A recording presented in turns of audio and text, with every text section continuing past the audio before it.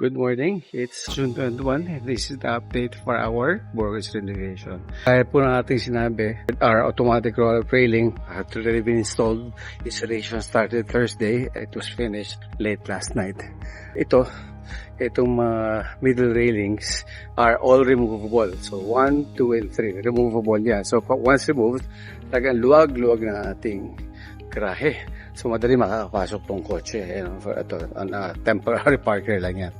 Yan, our additional materials have been delivered for sa likod natin yan. Yung ginagawa sa likod. Ito for hauling morning para mawala na yan. Ito ang magiging bagong line out ng ating septic tank coming from liquid waste coming from chamber number 2. First chamber yung sludge chamber.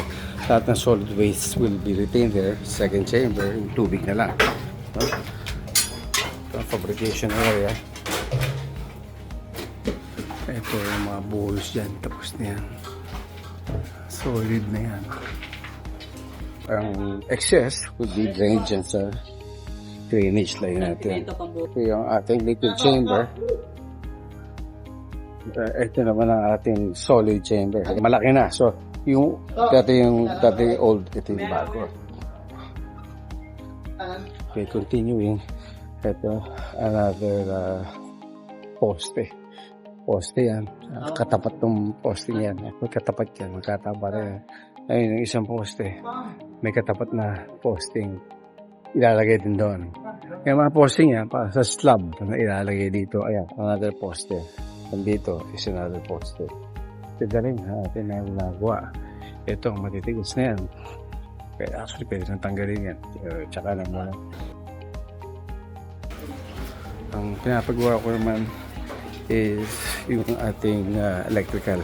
Ayusin na yung ating, of course, aside from the electrical na ginagawa para sa ating automatic gate, temporary electrical. Ang gagawin ngayon is yung final electrical. Dito na. Tagay na dito. Kasi yan, mga yan, galing Meralco na yan eh. Actually, customer side na yan. So, yan, gagawa na dito ng dalawang malalaking mga breaker boxes. One box is for all of the tenants. Another box is for all of the common areas. Maluwag dito. Maluwag. So, pag ito tinanggal, itong mga removable ito, sobrang luwag dyan. So, this is our update for our Burgos renovation. Till next time.